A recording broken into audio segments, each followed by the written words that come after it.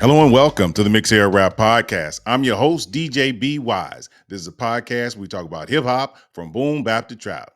We're a group of hip hop enthusiasts trying to bridge the gap in hip hop.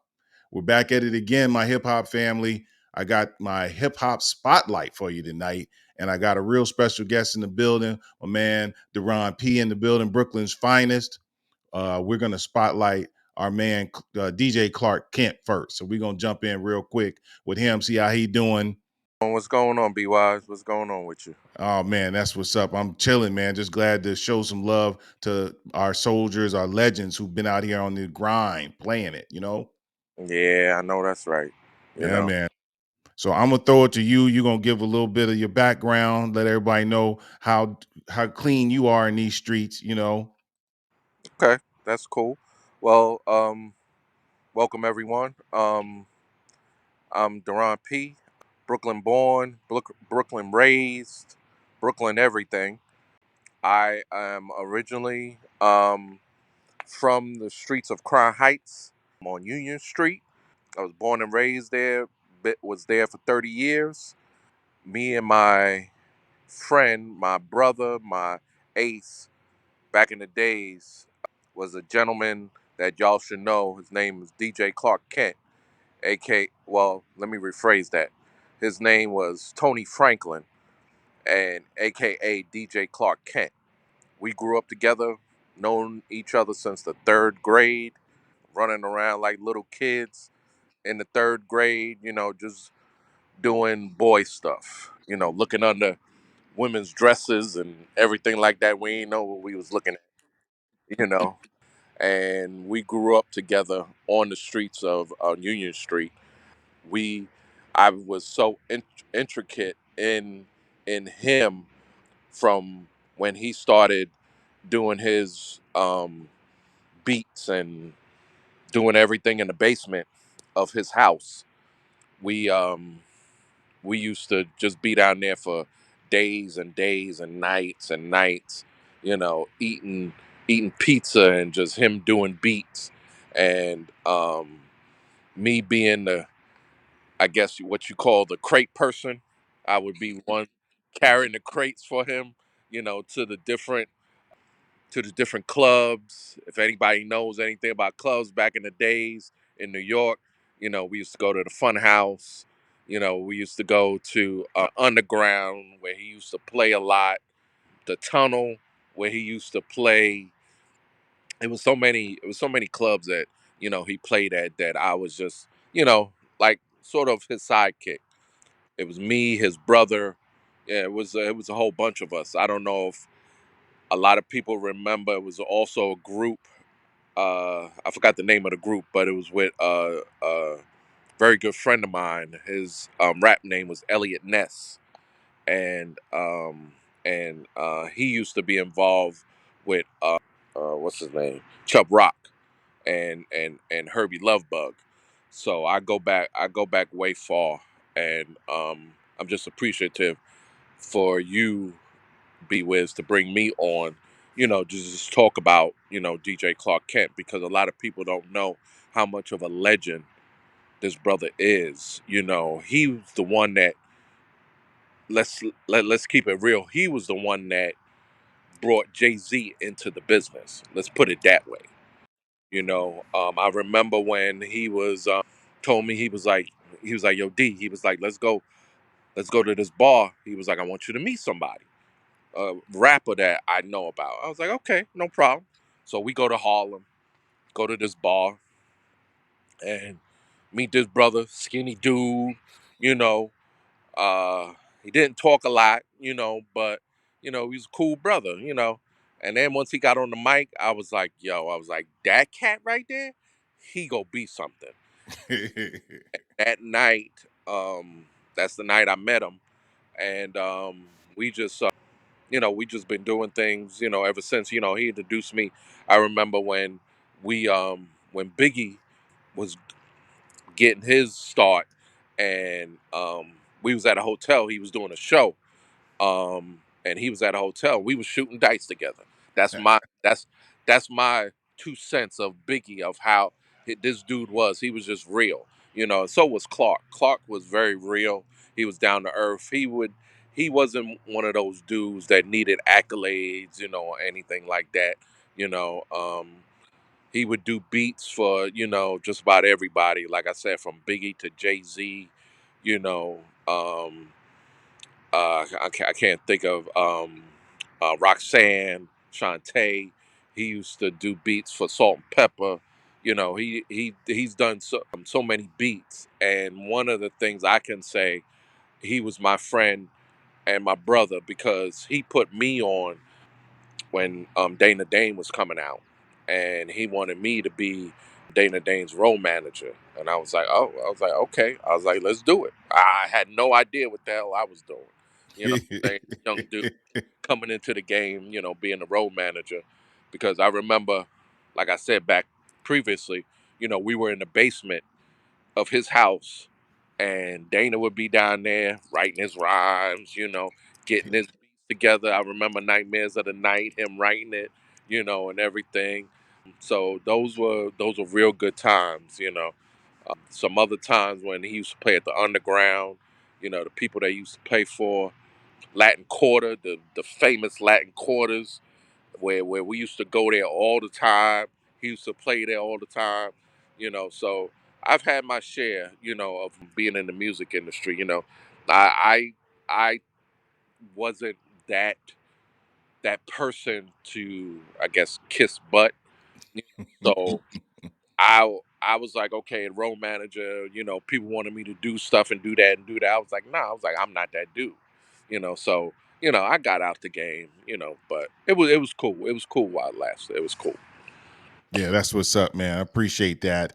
I'm gonna give my quick story about that. The man has always been about his grind and has always been about business. And Yes. I know you brought up Dana back in 1987.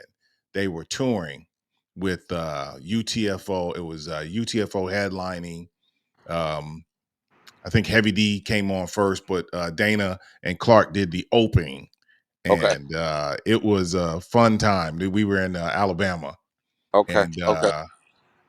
after the show, I had a group of female friends with me. That Dana, was that in the summer '87, right? yeah, summer Yeah. '87. Okay. Okay. Okay. Yeah, I remember. I So booked it, but I didn't go. Okay. Go ahead. okay, so Dana was feeling one of the ladies that was with me. Trouble T. Roy was feeling one of the ladies that was with me, and Kango Kid was feeling one of the ladies with me. So Oh they wow. were Yeah. Yeah. at You had least some to say they competition. Yeah. yeah, at least to say they invited me back to the hotel with the ladies because they was all riding with me. So when we get there, we're having a good time. We outside, we doing what we do. You know how we do. Little refreshments of Yeah. all Yeah. kinds, and the back then we had the cars with the big bass in them. So I had the trunk up. We was listening to music and stuff. So the show ends at 11 o'clock. So this is one something in the morning, maybe going on two. Well, Clark came out of the hotel and was like, "Look, man, y'all got to shut this shit down because I need to get some sleep. We got to do this again tomorrow." Yeah. And the thing about it, he didn't drink, Yep. smoke, or Yep. anything. So it was always us that would be drinking and smoking. We be getting all messed up, and very inebriated, and he'd be the one that would kind of have to take us home. But for real, back in the days, we was the ones that had the license. He had no license. So we would be like, how this dude gonna drive? He ain't got no license. But he would get us home. So No, that's what's up. That's what's up. Yeah, he nor Heavy were drinkers or smokers, so they were in the hotel trying to get some sleep. And I get it. At that time, it actually freed me up to be able to leave with the lady I was with. So I appreciate him for that. But that was a great interaction. He was a cool dude, and I respected the fact that he was trying to get his grind on and make this money. So I appreciate that, man.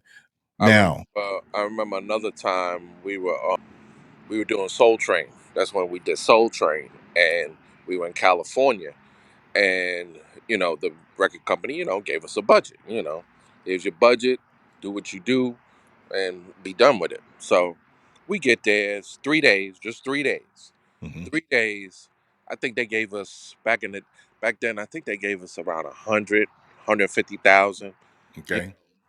This dude Dana, he done spend the whole thing on going out, shopping and everything. We like, dude, we ain't got no money. What you get? You know, but it is what it is. So No, I love that. I love that. Hey, man, that's how it goes. We were all young men at the time, and we thought the money was gonna roll forever. You know what I mean? yeah, yeah, yeah, exactly. Yep. Now, Yep. did you ever get a chance to meet Foxy? Because I did not know that Foxy was DJ Clark Kent's cousin. No, Okay. she was Panamanian. Yes, because Clark is Panamanian. But I never got a chance to meet her. Um, the only one that I met was I remember we went to the airport and we picked up Moni Love. We picked her up.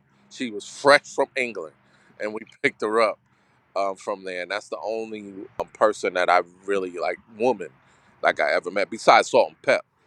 Salt and Pepper, they used to be around the way a lot um, because they dated. She dated. Salt dated one of Das Effect's cousins, so Okay. he used to live over there. Yeah, but nah, no Moni. I mean, sorry, no Foxy. Yeah. No, that's what's up. And I'm pretty sure, and I'm looking at my notes, I'm pretty sure that uh, when Clark was working on the Junior Mafia album, that's when Biggie was around quite a bit, you know? Yeah, he was quite a matter of fact. I never forget this time where he was like, "Yo, D," he was like, "I need you to take me to the recording studio, not recording, recording company, because I need to pick up a check." And this was when I mean, he was making money, but not money like that. And that was his first big check. He got the first big check for what was it? Players anthem. Players. Yeah, yeah, yeah. He got his first big check for that beat, and I remember it was 100 grand. He showed me the check. He was like, "Man, listen, this is the biggest thing I ever got." So I remember that time. Yeah, and Yeah. then he did "Sky's the Limit" on Biggie's album. Yep. Yep. He did that, and he did a few others. I forgot. Yeah, the part I was very interested in because I forgot the liner notes of the Reasonable Doubt album, but Clark was heavy on that album. He produced He uh produced like four well, or five joints on that. yeah, yeah, yeah, on the Yeah, Reasonable Doubt. yeah, So that's dope to see that people don't talk about him when it comes to your top producers over the years. exactly, But if you look exactly. at his resume, he getting it, man. He getting it. Let me tell you something. He was not only a producer; he was one of the best DJs. Besides the Kid Capri's, besides all of them cats, he Hmm. was one of the biggest. He was one of the biggest DJs. He was the dude that would fill up a room. You'd be like, Clark playing. Oh, I'm going. And he was that dude. He was bigger than Funkmaster Flex. You know what I'm saying? He was bigger than all them cats, but he didn't act like it. You know what I Yeah, mean? yeah, But yeah. I will say, once he got on the turntables, everybody knew it was like, oh, that's that dude. Okay, okay. So, Yeah, that's what said. I got a couple more things for you, and we're gonna shut this down. But man, this is a good conversation. His sneakerhead. I was unaware that he was a sneakerhead. I'm like, I know you a sneakerhead, but I did not know Clark Kent was like one of the biggest sneakerheads in the world. dude, when he when we was in the basement, he had another room, separate room, where he had all these bunch of sneakers. Now, when I got out of the game, came to Maryland, he got married, and to his lovely wife Keisha. Big up to Keisha. They bought a house, and it was near Marine Park in Brooklyn. I went to his house, and if not the whole one of the bedrooms was just full with nothing but sneakers. And then I remember somebody said, no, matter of fact, because my oldest son, Derron Jr., he that's his godfather. He said, "Hey Dad," he was like, Tony got a contract. He got his own sneaker with Nike. I was like, huh? I was like, I ain't know that. So yeah, so when you say big sneakerhead, yeah, he was one of the top sneakerheads. So like how Fat Joe is now and everything like that, Tony was back in the day. Yeah. That's what's up. That's what's up, man. I appreciate that. So man, this has been amazing. I really appreciate your time with this. Oh, no If you problem. can just give one statement about him as a human, him as a DJ, and his legacy as we get out of here, I'd really appreciate it, my brother. Well, one thing I will say about Tony, because that's what I call him, he was a person who loved everybody. He was he was he was one of, like I said, one of my best friends and still is. I look to him as a brother. Me and him are about the same age. I think he's like maybe a month younger than me. Um, but he's the nicest dude when you see him, he will talk your head off when it comes to music, and he was just a good guy. And as far as DJing, best DJ I ever seen. All right, my man, I appreciate that. Hey, my hip hop family, we trying to give it to you the way it's supposed to be. Yes, Check sir. out anything you can find from DJ Clark Kent. We will be posting some stuff on our Patreon, and we will be having Derron P back on the show live on Patreon. But you got to pay for Patreon. We're gonna play some of the cuts and react to some of the cuts to see if some of the younger people are feeling it the way we are feeling it. So again, man, we thank you so much. No problem, bro. Always. With that, party people, we're gonna get out of here. We out of here. Peace.